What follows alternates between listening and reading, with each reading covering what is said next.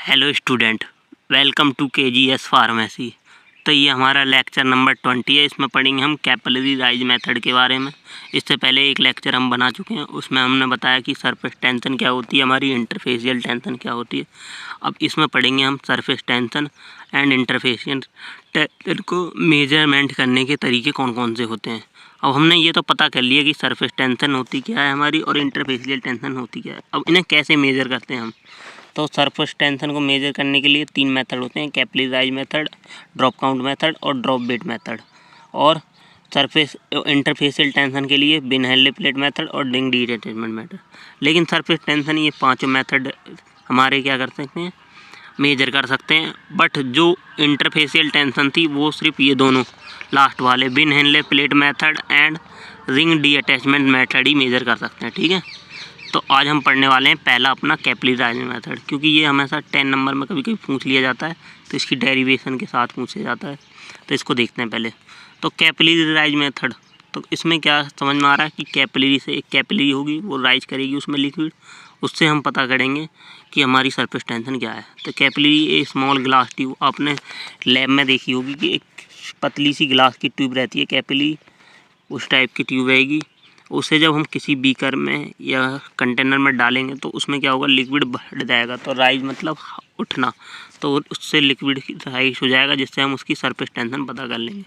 So in this method capillary tube used in liquid rise upward and then surface tension is measured. जब liquid हमारा upward मतलब ऊपर उठता है तो हम सरफेस टेंशन मेजर कर लेते हैं। It only measure surface tension, ये तो पहले ही बता दिया आपको कि ओनली सरफेस टेंशन को मेजर करती है, इंटरफेशियल टेंशन को मेजर नहीं कर सकती। इसका प्रिंसिपल क्या होता है, when capillary tube is placed in a liquid. जब हम कैपिलरी ट्यूब को किसी लिक्विड में प्लेस करते हैं तो उसमें क्या होता है, जो ट्यूब में क्या होता है, लिक्विड राइज कर जाता है, मतलब उठ जाता है, अप हो जाता है, तब हम मेजर कर लेते हैं अपनी सरफेस टेंशन को। ठीक है, तो यही इसका क्या है, प्रिंसिपल है। तो when capillary tube is placed in liquid it rise into tube when measuring this rise. जब हम उस राइज उठे हुए लिक्विड को मेजर कर लेते हैं तो हमारा कितना, वो हमारा सरफेस टेंशन होती है। तो सरफेस टेंशन टी बराबर क्या होता है हमारा, rho R G H upon 2 cos theta. तो ये रो क्या है हमारा, रो क्या होता है हमारी डेंसिटी ऑफ लिक्विड, टी हमने सरफेस टेंशन को माना है। ठीक है, और आर क्या है हमारा, गैस कांस्टेंट, वो रेडियस है, रेडियस ऑफ कैपिलरी कितना है हमारा।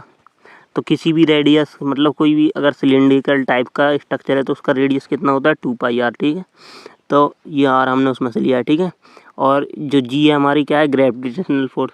जो लिक्विड ऊपर जा रहा है तो वो नीचे भी तो आएगा कुछ, कि एक सतह पे आके वो रुक जा रहा है लिक्विड, तो वो हमारा क्या है, ग्रेविटेशनल फोर्स की वजह से होता है। ठीक है, और एक एच हमारा इसमें क्या है, हाइट है, और 2 cos थीटा हमारा क्या है, ये एंगल होता है। ठीक है, जिसे हम मिनिस्कस एंगल ऑफ लिक्विड कहते हैं। ठीक है, तो मिनिस्कस एंगल कैसे बनता है, अब ये देखिए। इसमें क्या है, कैपिलरी राइज मेथड में जो भी लिक्विड का हमें जैसे सरफेस टेंशन पता करनी है, उसको हमने इस बीकर में भरा। ठीक है, बीकर में भरने के बाद हम उसमें कैपिलरी ट्यूब डालते हैं। कैपिलरी ट्यूब में डालने के बाद उसमें देखते हैं कहाँ तक हमारा लिक्विड राइज होगा। इतने लेवल तक राइज होता है तो यहाँ पे कुछ इस टाइप से, मतलब यहाँ 3 टाइप से बनते हैं हमारे। कैसे कैसे, ये देखिए यहाँ पे इस टाइप से। या तो अगर वाटर वाला लिक्विड है जिसमें वाटर की सरफेस है, उसमें बिल्कुल सीधा रहता है हमारा ये। ठीक है, इसमें कोई एंगल नहीं बनता, जो थीटा होता है हमारा 0 होता है। बट जो अगर अदर लिक्विड है वाटर के अलावा, तो उनका कुछ किसी का ऐसा बनेगा और किसी का ऐसा बनेगा, तो यहाँ पे कोई एंगल बनता है, उसे ही हम क्या कहते हैं, cos थीटा कहते हैं। ठीक है, तो यही हमारा। ठीक है, तो इसमें क्या होता है, एक मिनिकस एंगल बनता है यहाँ पे जब कैपिलरी में हमारा लिक्विड राइज हो जाता है। और ये इसकी हाइट है, ये मेजर कर लेते हैं और हम पता कर लेते हैं सरफेस टेंशन के ऊपर। इसमें मतलब कैपिलरी का यूज़ करके हम क्या करते हैं, सरफेस टेंशन को पता करते हैं। तो इसमें सबसे पहले प्रोसीजर क्या लिखा हुआ है, इसमें take 50 ml of liquid in 100 ml of beaker. 50 ml हमने लिक्विड लिया 100 ml ऑफ बीकर में। ठीक है, देन क्या करा, कैपिलरी जो पता दिया हमें जिसका डायमीटर, ऐसी कैपिलरी हमने उसमें डिप करी एंड फिक्स कर दी कैपिलरी ट्यूब को स्टैंड के साथ, and dip into liquid of beaker and measure. जो उसका मेनिस्कस एंगल था वो हमने मेजर कर लिया। मेजर करने के बाद हमने उसे ट्रैवलिंग माइक्रोस्कोप के द्वारा लाए, देखा जो हमारा लिक्विड राइज हुआ, जो कैपिलरी ने मेजर किया, उसकी हाइट को हमने मेजर कर लिया। देन हमने डिटरमाइन कर लिया फार्मूले से। फार्मूला हमारा क्या था ये, कि T = rho RGH upon 2 cos theta, ठीक है। इससे हमने मेजर कर लिया। तो एट ऑल्सो डाई to determine the density of liquid by pycnometer. हमने डेंसिटी कैसे मेजर की, पिकनोमीटर एक डिवाइस होता है उसके द्वारा हम इसकी डेंसिटी पता करते हैं, ठीक है। फिर आता है डेरिवेशन। अब ये जो फॉर्मूला आया ये कहाँ से आया, तो इसका कैसे पता लगाते हैं हम, तो इसकी डेरिवेशन होती है कैसे, जब हम लिक्विड जो राइज करता है कैपिलरी ट्यूब में, तो वो 2 टाइप्स की फोर्स वर्क करती है वहाँ पे। कौन कौन सी, एक अपवर्ड फोर्स जो ऊपर लिक्विड को ले जा रही है, तो वो अपवर्ड फोर्स किसकी वजह से लगती है, सरफेस टेंशन की वजह से। सरफेस टेंशन आपने पढ़ा ही होगा कि जो ऊपर वाले लास्ट के जो सरफेस पे पार्टिकल रहते हैं उन पर डाउनवर्ड फोर्स ज़्यादा लगती है, तो सरफेस टेंशन क्या होती है, अप होते आती है। तो जो हमारा force due to surface tension की वजह से अपवर्ड, जो लिक्विड अप हो रहा है हमारा सरफेस टेंशन की वजह से। और डाउनवर्ड फोर्स किसकी लग रही है, हमारी ग्रेविटी एंड वेट की वजह से, उसका वेट है। तो 2 टाइप की फोर्स लगती है, एक अपवर्ड एक डाउनवर्ड, ठीक है। तो अपवर्ड फोर्स के लिए हम क्या निकालते हैं, तो upward force due to surface tension की वजह से लग रही है। सो एट एनी पॉइंट, किसी भी पॉइंट पर अगर सरफेस टेंशन की वजह से लग रही है, तो इसका एक फार्मूला दिया है न्यूटन ने, वो होता है F = T cos theta. F क्या है हमारी यहाँ पे फोर्स है, T क्या है सरफेस टेंशन है, cos थीटा मिनिस्कस एंगल है।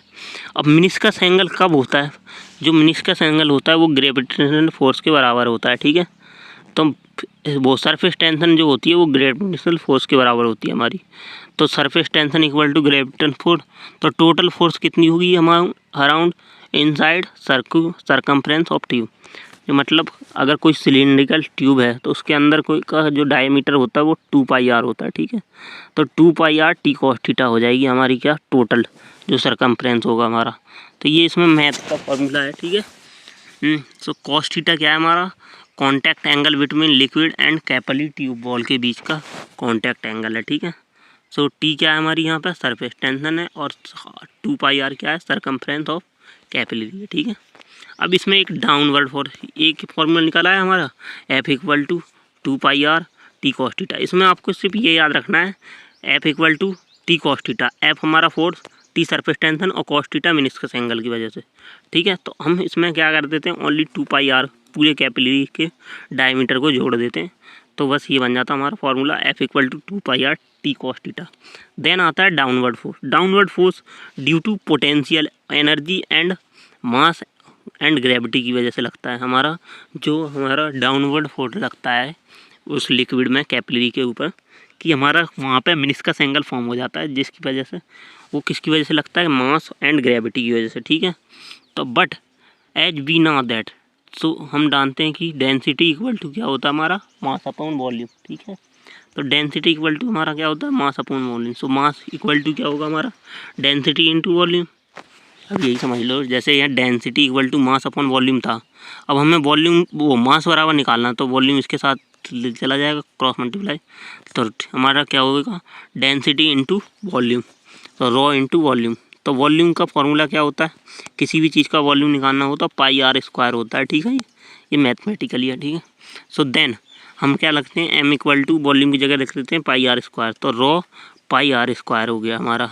सो इस इक्वेशन को हम पुट कर देते हैं नंबर 2 वाली, कौन सी बनाई थी हमने, जो फर्स्ट वाली इसमें बनाई थी F = mgh। ये क्या होता है हमारा, F क्या होती है हमारी, फोर्स होती है, M मास होता है, ग्रेविटेशनल फोर्स हाइट, तो ये किसने दिया था, न्यूटन ने। अब ये हमारी सेकंड इक्वेशन बन गई, ये पोटेंशियल एनर्जी की वजह से बनती है, ठीक है। तो हमारा जो फोर्स लगता है वो उसके मास, ग्रेविटेशनल फोर्स और उसकी हाइट की वजह से लगता है। तो इसमें क्या हुआ, तो इसमें जब हमने M की वैल्यू पुट कर देते हैं इस वाले में, ये F = mgh था, इसमें हमने M की वैल्यू जो निकाली है, क्या निकाली हमने, रॉ πr², ये पुट कर देते हैं, तो ये बन जाता है F = raw πr² into gh।